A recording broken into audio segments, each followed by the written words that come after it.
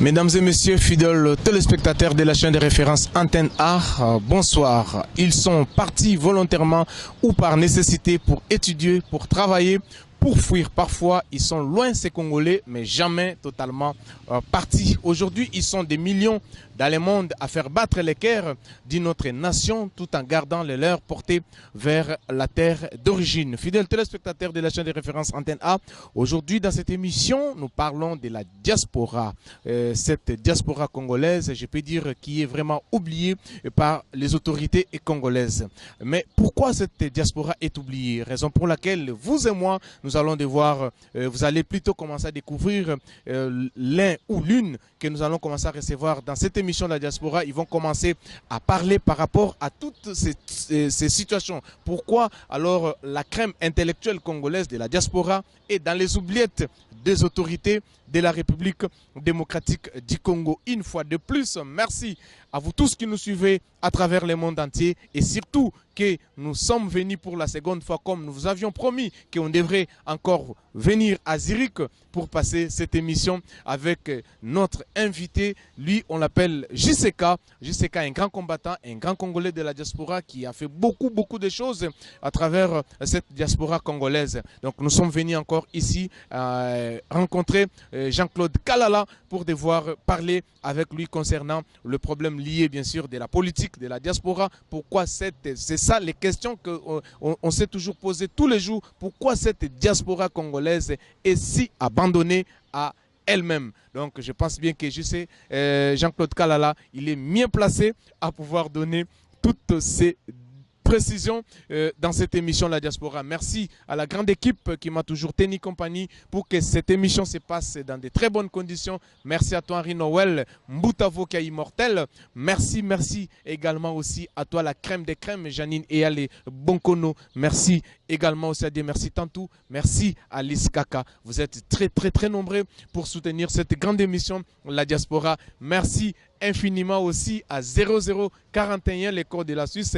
Lui, on l'appelle Maasaro. Merci infiniment. Merci, vous êtes très nombreux. Merci aussi infiniment comme ça à Top Étanchété Sarle, qui est notre partenaire officiel de cette émission, La Diaspora. Merci, nous sommes des cœurs avec vous. Sans plus tarder, fidèles téléspectateurs de la chaîne des références Antenne A, l'unique et la seule chaîne qui vous a toujours donné les actualités de la diaspora et congolaise vivant à l'étranger. Donc, merci d'être branché sur la chaîne des références. Je m'en vais directement recevoir JCK, Jean-Claude Kalala, qui est encore notre invité. Je sais que vous l'avez souhaité à ce qu'il revienne encore une fois de plus dans cette émission. Il est bel et bien là. Nous allons devoir parler avec lui. Jean-Claude Kalala, tu peux déjà t'approcher où je suis. Bonjour Jean-Claude. Pour la seconde fois, nous vous recevons encore dans cette émission La Diaspora. Il y a beaucoup de Congolais qui ont voulu à ce que vous puissiez encore passer pour la seconde fois, afin que nous puissions parler avec vous concernant la diaspora congolaise qui vit actuellement ici en Suisse. Jean-Claude, tu vas bien? Je vais bien. Non, moi je tiens les micros à votre place. Je pense que c'est un honneur pour nous si on doit parler du Congo. C'est pour ça que nous sommes là et je suis prêt à répondre à toutes les questions. À toutes les questions. Qu'est-ce qu'on peut dire?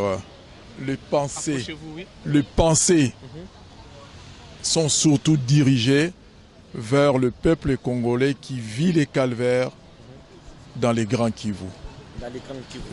Je venais de dire tout à l'heure dans mon sommaire que cette diaspora congolaise qui ne cesse de faire battre son cœur pour son pays, je peux dire comme ça, vous êtes là, vous vous battez, vous travaillez durement pour que, n'est-ce pas, la communauté internationale puisse prendre part du côté de la République démocratique du Congo. Mais nous avions comme l'impression que la diaspora congolaise, c'est une diaspora qui est dans les oubliettes, cette crème intellectuelle, parce qu'il n'y a pas que la diaspora qui vit ici en Suisse, mais nous avons aussi des enfants qui ont étudié, qui ont fait des grandes études ici, mais des fois ils sont oubliés par les autorités congolaises. Qu'est-ce que vous pouvez dire par rapport à ça avant d'entrer encore dans d'autres histoires?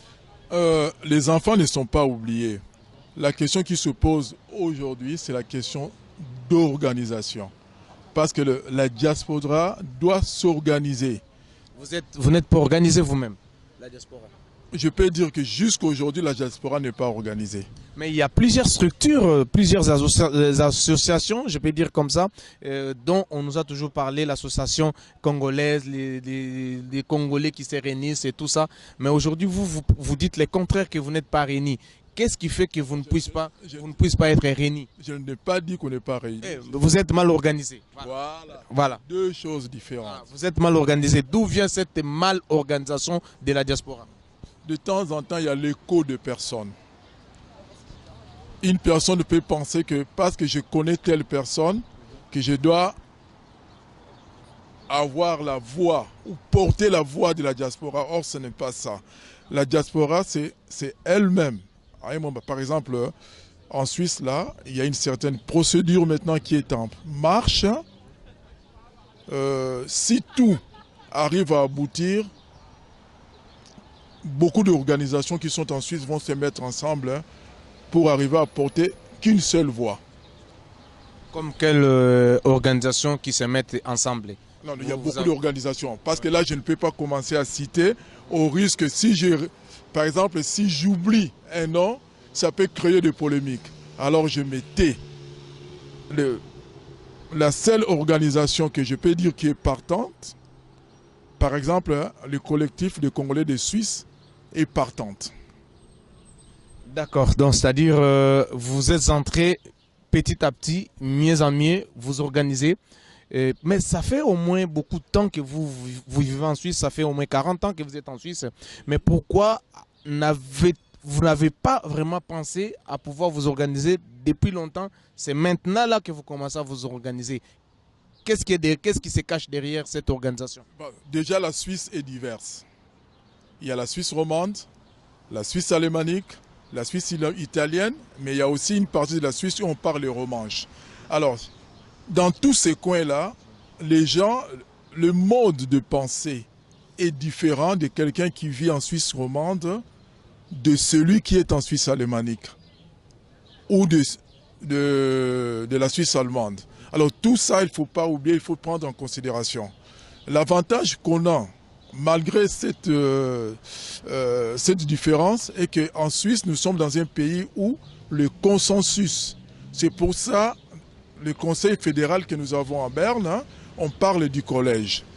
Et j'espère que les Congolais qui sont là avec l'expérience, nous allons arriver à trouver au moins un chemin pour aller de l'avant.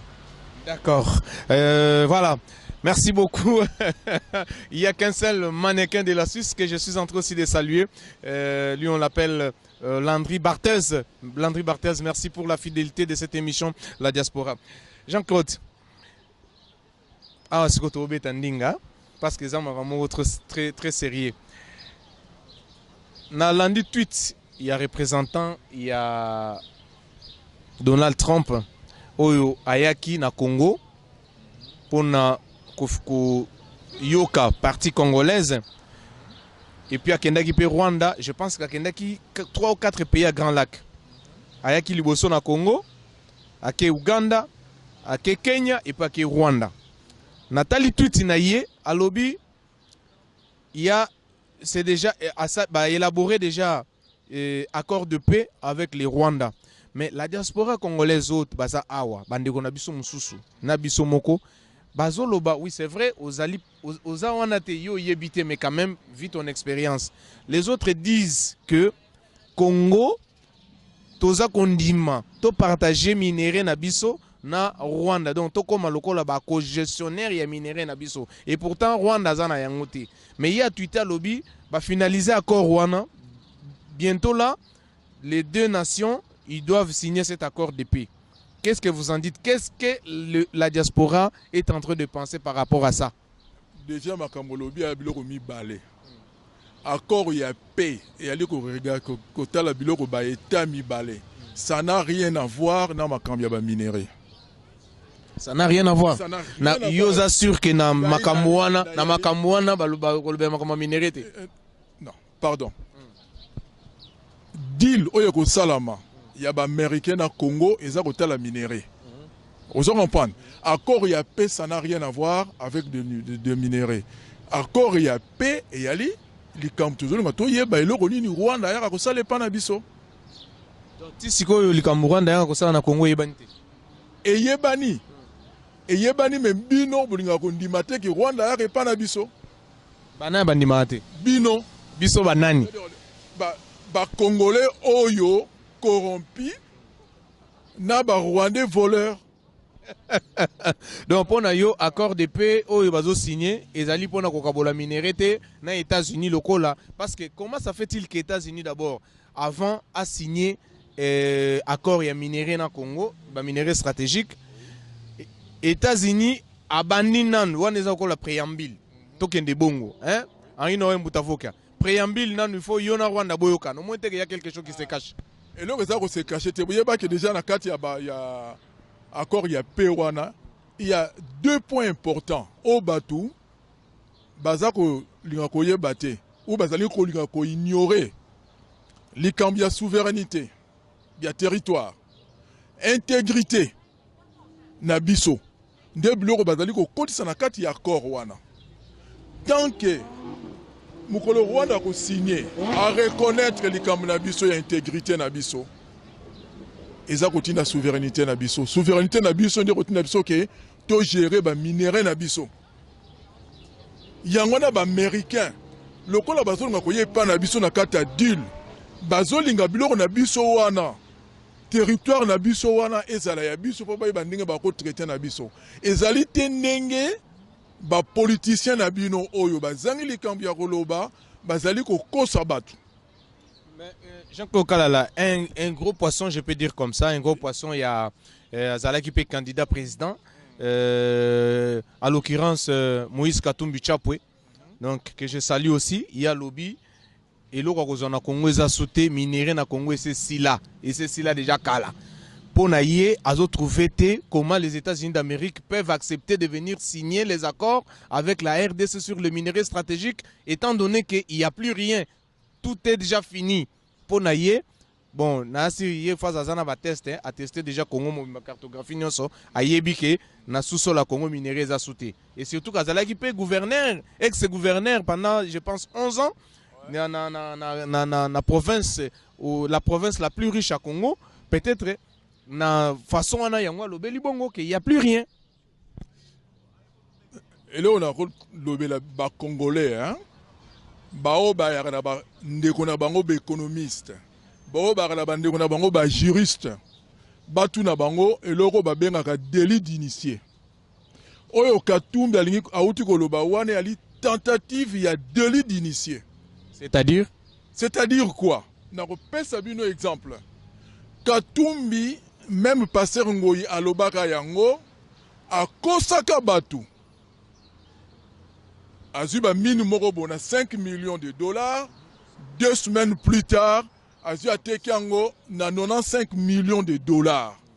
Ozo comprendre. Oh eloko wana ba benga kango ezalaki délit d'initié. Mais lokola batu bazali ko vivre na kata corruption, mutu ya landela ye yango azalaki te. Pourquoi nazako lobani ni ke pona mutu a commettre délit d'initié, il faut en avoir information.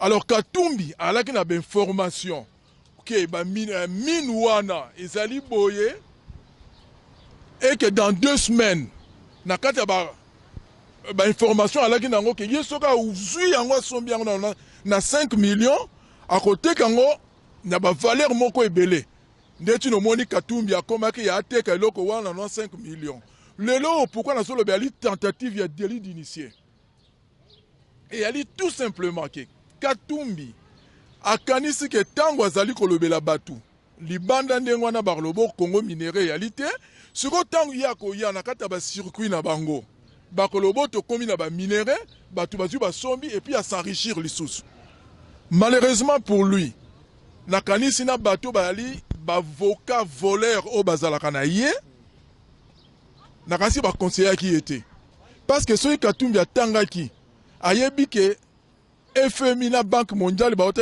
valeur ya ba minéraux eza na Congo. Tu en as plus de 24 milliards il y a réserve. 24 milliards. Non, plus de 24 milliards. 24 000. Wana eza estimation ya FMI. Il y a FMI la Banque mondiale. Et entre temps où il y a lobby ni ko Congo ba minéraux à la ressource te bauti ko yoka ko na base Zaïre hein bauti su ko trouver na ba Congo plutôt na Zaïre. Mon problème est ati ndenge moko ya na Congo central bauti ko trouver ba minéraux nyon surtout oyo za na est na Katanga eza na Congo. Alors comment est-ce qu'il y a que le minéraux eza na Congo te? Vous sentez Azalaki gouverneur hein 11 ans à Yebi. Mais raison de plus na lobini ni ke nenga yibaki na Chabala qui est Tilelo sans preuve. Oui, preuve ali. T'es prévu parce que Tilelo c'est un monsieur libre, il vague à ses occupations. Justice Elandé là était comment il roi qui sait que non il est voleur. Na lobby yango et ali ne ba procureur na bino tango batu bazali ko selamati ba engager ni noyo poursuite. On comprend quand on dénonce il faut batu ba engager poursuite. Bango bazama ko engager poursuite parce que la plupart bali na kata mulo ya corruption. Dénonciation calomnieuse pesali. Kasi ba attaquer ngai na lobby yango ba attaquer ngai ke mais c'est kala la alobaki nini ke Katumbi a commetté un délit d'initié na Chaba Siko azo sala tentative ya délit d'initié. Mais Atikibino liberté na niveau de diaspora, donc je pense que diaspora est de plus en plus fragilisé au lieu à la crème mususu intellectuel au bazali censé peut-être ya kolobe la Congo, mais par contre bazo ça la paye une très mauvaise campagne pour le Congo. Awa tozoloba il y a une très grande conférence et ça les man à niveau à Lausanne oyo bango batu ensemble et tout batu mususu voilà campagne de Salema. Qu'est-ce que maintenant yo bino na diaspora, qu'est-ce que vous aussi vous êtes en train de faire pour que vous contrer? C'est vrai, vous organisez une manifestation belé, mais qu'est-ce que vous êtes en train d'y penser? Pour na yo j'entends très bien que accord wana aux États-Unis au signé na Congo, c'est-à-dire Congo ekozwa kimia ya libela na libela développement ya Congo ekozala selon yo nengozo kanisa selon Jean-Claude Kalala muyibi na Congo eza soute ba millions oyoki soute ba yibi hein oyoki te hein excuse oyoki bien oyoki te non nazako tuna yo nazali ko oyoki ke ba yibi to ba yibi te yoka motuna na ngai est-ce muyibi ko nazali ko tuna yo na code pénal suisse. Est-ce que bazan article ali ko condamner vol? Est-ce que bazan article ali ko condamner corruption? Est-ce que bazan article ali ko condamner délit d'initié? Soko ke en France. Est-ce que na code pénal français ko kuta ke ba délit na ko tanga wana ba ilongola yango? Soko ke aux États-Unis. Muyibi e ko silate. Et yali to po batu ba yibi ngai na encourager muyibi. Qu'est-ce qu'il faut faire? Hein? On est en train de dénoncer. Kaka ya Moïse Katumbi nde bomonaka mais bao ya bino moko Hollandi sortie médiatique il y a ex-ministre il y a finance Nicolas Kazadi oyo alobi noir sur blanc azalaki na mokonzi mboka abanda kolela na mokonzi mboka azalaki enfant chéri parce que pour ba pesa au ministère wana il faut être quelqu'un digne de confiance du chef. Asali sortie moko médiatique en dénonçant alobi biso tolingi jouissance bango biso te ngai te nga za na nga jouissance na nga Suisse na vivaka na muke na nga l'état suisse apesa nga. Alors ya alobi bango soki mbongo ya musolo ya l'été koti pona ba projet la priorité d'abord il faut bango nanu ba mabenga na bango après ba otama ka mususima bino siko na diaspora boyambi yango ndenge nini na ali ko condamner yango ça c'est une chose parce que deux fois bah tu poses le bois qui pembeni ya chef. Il y a deux choses. Hein? Est-ce que Tango Batiaki est, tout nous parenthèse, est-ce qu'il était compétent ou pas? Non. Il était. Tout le téléspectateur. Yoka. Bon, téléspectateur. Azalaki compétent ou pas? Nicolas Kazadi, il était compétent ou pas? Yoka. C'est ça la question déjà. Yoka. Et Alibo, au quoi la compétent? Mais ce que vous avez vous allez mouyibi. Ah, c'est qu'il n'est pas mouyibi. Je pense. Mais Aviva Kiwana, pourquoi il n'a pas dénoncé au moment où il était sur place? Dénoncer à Solo. Il est sur place, il va le rôle à Bino, parce que la personne. Et bon, Jean-Claude. Mais pourquoi vous êtes journaliste Ming Bazali, Oba Futara Bango, Oba Zakolo, n'importe quoi. On se comprend. On va compter que les lois sont qui n'ont pas de bon, on n'a pas de pardon, toi ça l'amalgame. Quand je parle de ok. je ne dis pas toi personnellement. Merci beaucoup. Merci beaucoup. Vous en comprenez? Dans la corporation Nabino, vous avez des voleurs. Vous en comprenez? Et alors, dans la corporation, il y a des avocats, des bali tellement nakati wana. Na repese un exemple. Dernièrement, tu as un procès. Avocat zako ya na iloko moko keo signature ya liga moko pona meso soki groove soki nani wana. Or ayebi malamu ke soki pona médecin, il faut 3 signatures. Oyoki? Après azolinga parler na zolinga kolobela bino nini ke batu batika eloko bazobenga obstruction la justice. Eloko liboso faut déjà sur besoin kotuna n'importe quelle question au bani ko obstruer indirectement justice. Batu batika makambo ya abus de droit. Ozo comprendre? Net babiloko yo ya balongola bino ba immunité wana. Mais pourquoi yo soki oza muyibité? Pourquoi ozali ko kangamaka na likambo ya immunité? Hein? Ouais, mais parce que Aza Eli, c'est normal à Kangamana. Il y a le meilleur réforme. Hein? Oyonga la zako loba. Soki bako sala ngo mukolo mususu. Il faut ça la soki muto yibaki mbonga l'état. Mangama immunité yate. Et 2, na kata réforme pe nazali ko senga en rapport pe na makambo élection. Babylone lokola l'église, makambo basa la kalisusu observateur yate. Il faut pas se rabango lokola ba témoin. Tu sais pourquoi? Pourquoi? Parce que un témoin, soko kosi l'état okolandela yo. Akolandelo parce que ozali ko gérer banano. Témoin faut na ba preuve. Tandis que observateur moyen penza l'état landela yo et yati on la l'église na bino nyonso wana, il faut bolongolango na ba niveau observateur, soko balingi ba dans la élection basa la nini ke bazali ba témoin. Jean-Claude Kalala, biso toza na poto émission tozo salango juste pour na tozo avis ya bande kona biso nyonso ba vivaka awa na poto diaspora congolaise avis no ezana ndeni parce qu'il y a des bruits. Oui, il semblerait, je mets ça au conditionnel parce que j'affirme pas, j'ai pas encore des affirmations, peut-être que tant on a en contact na ba collègues na biso au bazin à Kinshasa, ils pourront quand même nous donner de plus en plus des détails quant à ça. Il y a un souci na ministre de la justice actuellement. Est-ce que yoki yango? Na yoki yango na ko pesa ba commentaire te. Wana yoki yango ndeni. Na yoki yango kenini. Je m'étais. Mais pourquoi c'était? Parce que non, voilà. Écoute, diaspora, des fois, au moins, au diaspora, il faut pas na Kinshasa pe. Bao ba la biso na Matadi na Boma na Canada, tozo ça va message dans les États-Unis, bande ko to ba la biso, oyo ba soutenaka biso, o ba continuera toujours, o pe ba lingaki pe que Jean-Claude azala susu kaka parce que babi tel moza na makambo bela koloba, babi non, yepena azam mutufo, to mona gaming na diaspora. Une émission na biso la diaspora. Mais si on yoki yo lisusu mutango olobi okolobate o c'était. Donc c'est que qui dit mon consent. Écoute, non.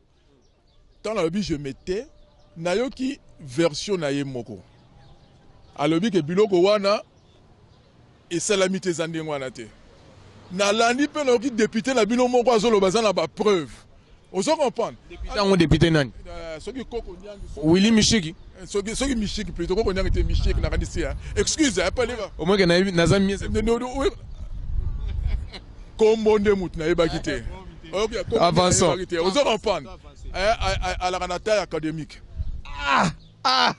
Je sais Angai William. Mais bon. Angai William. Azana académique parce que à lobby azana ba preuve ya ministre Nabino. C'est ça. Na lobby azali na taille académique parce que ngape na taille académique. Bongo mabe. Évoluer. Et là au monde na lobby ni ke procédure yali ba bengi sakaka mutamba kuna na parlement ba yokaye. C'est tout.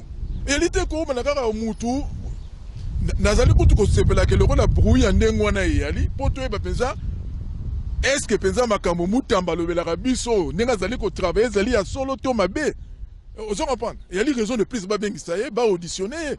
Donc la diaspora congolaise ba lobby ba sengi na parlement via jusqu'à Jean-Claude Kalala bo bengi ça ministre de la justice boyo kaye bo entendre boyo kaye.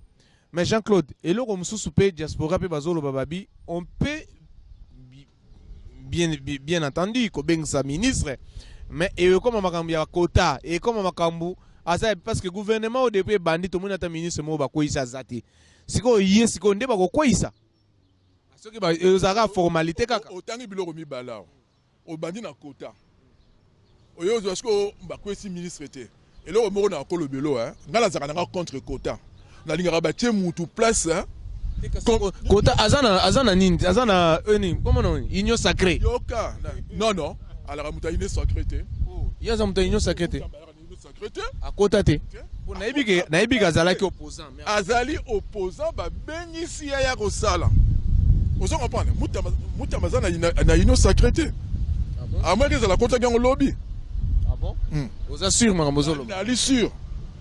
Donc c'est-à-dire pour nayo babeng saye ba yo kaye au lancer message na ba député nyonso ba otalo siko na antenne A basala nini babeng sa Muntamba et alika ka Muntamba te bongo babeng sa mutu nyonso tout pour batu fo baye bake mbongo ya l'état et yali mbongo ya l'état et yali mbongo ya mutu nyonso te soki mutu azio loko ya l'état et fazongi sa yango ça c'est une chose et deux au moins tant to bandaka la tangi makambu ya Kivu hein na bana na ba penser nango nazolinga te ko na kata ba négociation eza ko sala mawana bato ba bomi bato okuna bo pesa bango ba poste ou bien bo kota na kata dila mama ba sango soki ba sango ba na posa bato wana ba ya ko tubele pa na bango soki sango lo bana muto le ko lo ko tubela sambela esakola ya mabwa soki 100 fois sambela je vous salue Marie wana talibango mais makambu ya république et on a tenté que batika batouana ba koti sabango sinego to ko na kata cycle mo to zo nga sous maté parce que makambu ya ko boma batu basi ba yala ki résolu na Sun City tant besoin ki bo voter constitution boza nango lelo mais pourquoi il faut battre ba na mindu ki le ber le pouvoir on a bien faut ba bossa na yango ah donc si je comprends bien je sais que constitution to nango siko yozo soutenir yango parce que ezali ko abolir makambu ya kokotisa ba nani ba belgérant parce que c'est ba kotaka déjà na Sun City to bisali constitution donc pour na juste ka constitution eza bien to continuer na biso nango constitution eza na ben perfection nango na kati OK ba imperfection il faut corriger yango mais pour changer yango ndete mais quand on corrige il y a des modifications ba ko benga le peuple souverain a ko se prononcer c'est on demande makambo créer rébellion et sous makasi parce que M23 bazalaki déjà comme batu bandaka la boti ko kosa batu non mais parce que oyebi est-ce que tu te souviens encore JCK excusez-moi de t'avoir tutoyé ce qu'on peut permettre nga chef de l'État juste après avoir fait sa tournée na ba province nyonso tango ake ko conscientiser population pour que population bandima changement de constitution yango guerre payée qu'on s'amplifier et comme de plus en plus sous fort jusqu'à la prise des Goma. Est-ce que vous avez bango olobini ni ke s'amplifier c'est-à-dire déjà guerre ezalaki mais bazaki na stand-by bazaki na bango na bunangana banda ko avancer bon bulaganda ya linini ele Congo te hein botika ko kosa batu ke pona makambu ya ko changer constitution botika ko kosa batu constitution ça n'a rien à voir batu wana basi babomi batu pona ngai à moins que ba sécuisa batu wana ba sécuisa bango voilà tozo continuer mission na biso na JCK merci na bandeko tout bozo tala biso à travers le monde entier sur la chaîne de référence Antenne A donc JCK et Jean-Claude Kalala toza bel et bien à Zurich et sika wapi toye ko tourner mission na biso lelo pour la deuxième fois encore il nous a encore invité avec cette grande équipe c'est pas une mince affaire faire déplacer une montagne moi je m'appelle comme ça je suis une montagne donc à Longolinga ikuna tiko ya awa donc ça facilité c'est pas une mince affaire donc justement pour que bino boko kakozwa quand même version il y a diaspora congolaise nenezo kanisa parce que c'est pas n'importe qui aza mutu munene ya diaspora sala makamwa ndenge na ndenge ba ingobi ya kosakana te ba marche bougaka pena ozo senti pena que oui makambo ezo bouger mais makambo susu ezo bouger te mais kolela na biso za la kaka bato ko bango yo ce sont les personnes oyo ata boko pesa bango ba poste te mais bozo quand même bango ba ata peme na bino za ata ba conseil parce que bazali na makambu boyebi o bayebi ya poto na mususu bayebi bisike belebele akokota pour que mboka ekokana ko avancer. Mais je sais quand question mususu bandeko batuna ki biso babi mais tuna biso Jean-Claude.